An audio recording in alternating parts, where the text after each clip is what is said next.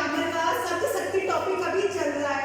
Okay, तो शब्द शक्ति का परिचय, शब्द शक्ति के भेद प्रारंभ कर दिए हैं। तो अभी तक शब्द शक्ति पूर्ण हुई, उसके बाद लक्षणा पूर्ण हो गई, उसके भेद। अब तीसरी शब्द शक्ति है व्यंजना शब्द शक्ति। शब्द शक्ति के बारे में मैं बहुत बार बोल चुकी हूँ, बार बार मैं बता रही हूँ कि शब्द शक्ति वह माध्यम है जिसके द्वारा शब्द का अर्थ को समझने के माध्यम को शब्द शक्ति बोलते हैं। शब्द का अर्थ तीन प्रकार से समझ में आता है, वाच्यार्थ यानी बोलकर, लक्षणार्थ यानी लक्षण के द्वारा, व्यंग्यार्थ यानी व्यंग्य के द्वारा कोई अन्य अर्थ लेना। ओके, वाच्यार्थ जिसमें वाच्यार्थ का बोध हो वो होती है अभिनय शब्द शक्ति, जिसमें लक्षणा का बोध हो, लक्ष्यार्थ का बोध हो लक्षणा शब्द शक्ति, और जिसमें व्यंग्यार्थ का बोध हो वो होती है व्यंजना शब्द शक्ति। ओके, इसकी डेफिनेशन हम पढ़ेंगे। व्यंजना शब्द शक्ति वाच्यार्थ, लक्ष्यार्थ और संकेतित अर्थ के पश्चात जब किसी विलक्षण अर्थ की प्रतीति होती है उसे व्यंग्यार्थ कहते हैं। यानी जहाँ पे वाच्यार्थ बाधित हो रहा है, लक्ष्यार्थ भी बाधित हो रहा है और कोई अन्य संकेतित अर्थ प्रकट हो रहा है, तो वहां पे व्यंजना शब्द शक्ति होती है। यानी किसी का वाच्यार्थ भी बाधित होने से लक्षण के आधार पर अर्थ नहीं लिया जाता, तब कोई अन्य अर्थ ग्रहण किया जाता है व्यंग्य के आधार पर, तो वहां पे होती है व्यंजना शब्द शक्ति। ओके, अब एक और परिभाषा, जिस शब्द शक्ति से व्यंग्यार्थ का बोध होता है उसे व्यंजना शब्द शक्ति कहते हैं। अब व्यंग्यार्थ क्या होता है? व्यंग्य के आधार पर अर्थ लेना, यानी किसी अन्य अर्थ का बोध होना। ओके, एक और परिभाषा, अभिधा या लक्षणा अपने अर्थ का बोध कराकर जब विरत हो जाती है, तब जिस शब्द शक्ति द्वारा व्यंग्यार्थ का ज्ञात होता है उसे व्यंजना शब्द शक्ति कहते हैं। यानी अभिधा अपना अर्थ बोध नहीं करा पाती, लक्षणा भी नहीं करा पाती, जब कोई तीसरा ही अर्थ लिया जाता है तो वहां होता है व्यंजना शब्द शक्ति। ओके, व्यंजना के द्वारा कोई व्यक्ति जो बोल रहा है उसका अर्थ नहीं होता, कोई अन्य अर्थ ही ग्रहण किया जाता है। तो एक उदाहरण मैं बता देती हूँ। पुजारी ने कहा संध्या हो गई। पुजारी क्यों कह रहा है संध्या हो गई? इसका वाच्यार्थ हम नहीं ले रहे, लक्षण भी ले रहे, तीसरा अर्थ ले रहे। तीसरा क्या? पुजारी के कहने का मतलब है संध्या होने के बाद दियाबत्ती का समय हो गया, पूजा का समय हो गया। ओके, तो पुजारी ये बताना चाह रहा है कि अब पूजा का समय हो रहा है। ओके, तो ये व्यंग्यार्थ है, यानी तीसरा अर्थ ग्रहण किया गया। व्यंजना शब्द शक्ति के दो भेद है, शाब्दिक व्यंजना, अर्थी व्यंजना। शाब्दिक यानी शब्द के शब्द में इसमें शब्द की प्रधानता हो, और शब्द में एक ही शब्द में व्यंजना हो, वहां होता है शाब्दिक व्यंजना। और अर्थी व्यंजना में अर्थ की प्रधानता होती है, अर्थ के आधार पर शब्द की व्यंजना शक्ति को ग्रहण किया जाता है। ओके, तो इस आधार पर शाब्दिक व्यंजना का मैं परिभाषा बोलने जा रही हूँ। वाक्य में प्रयुक्त व्यंग्यार्थ जब किसी शब्द विशेष के प्रयोग पर ही निर्भर हो, यानी व्यंग्यार्थ को शब्द विशेष एक ही शब्द पर निर्भर रहती हो, तो वहां पे शाब्दिक व्यंजना कहलाती है। शाब्दिक यानी शब्द में व्यंजना, यानी एक ही शब्द के अनेक अर्थ होना। तो जो व्यंजना कहता क्या है? व्यंजना कहता है कि जो अर्थ बोला जा रहा है उसके लक्षण के आधार पर नहीं, व्यंग्य के आधार पर अर्थ ग्रहण किया जाता है। तो शाब्दिक व्यंजना में शब्द में व्यंजना होती है, शब्द की प्रधानता होती है। जहाँ शब्द की प्रधानता होती है उसी में व्यंग्यार्थ ध्वनित होता है, वहां पर शाब्दिक व्यंजना होती है। ओके, परिभाषा अच्छे से लर्न करनी है आपको। उदाहरण के द्वारा समझा देती हूँ, जैसे ध्यान से पढ़िएगा। चरण धरत शंका करत, इसमें कवि कह रहा है चरण यानी पैरों को रखते हुए शंका करते हैं। कौन?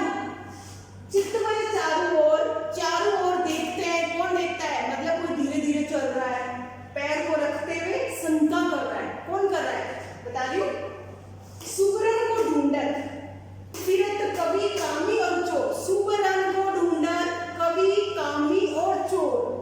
तो इसमें चार व्यक्तियों के बारे में आया है, तीन व्यक्तियों के बारे में। कवि कविताओं की रचना करने के लिए क्या करता है? सुंदर वर्ण को ढूंढता है। तो सुबरन का अर्थ है सुंदर वर्ण कवि के लिए।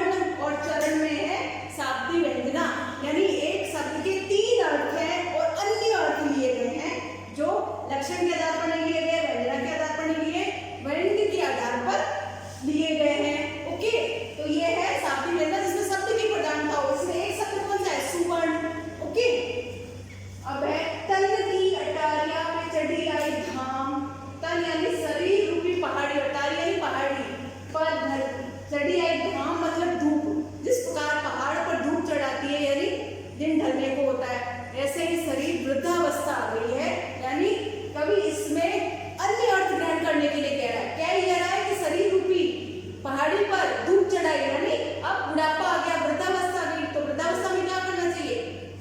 सारे मोह माया को त्याग कर ईश्वर की भक्ति में लीन हो जाए। तो इसमें कवि साप्ती वंदना के द्वारा ये बताना चाह रहा है कि तन रूपी अटारिका पर अब धूप चढ़ाई, यानी शरीर वृद्ध हो चुका है, अब हमें मोह माया को त्याग कर क्या करना है? ईश्वर की प्राप्ति के लिए लग जाना है। ओके, तो यहाँ पे साप्ती वंदना में शब्द की प्रधानता होती है, शब्द के आधार पर अर्थ ग्रहण किया जाता है। वहां पे होती है शब्द शक्ति, साप्ती शब्द शक्ति। ओके, आर्थी वंदना, अर्थ के आधार पर अर्थ को ग्रहण करना। जहां व्यंग्यार्थ अर्थ पर ही आश्रित होता है वहां आर्थी वंदना होती है।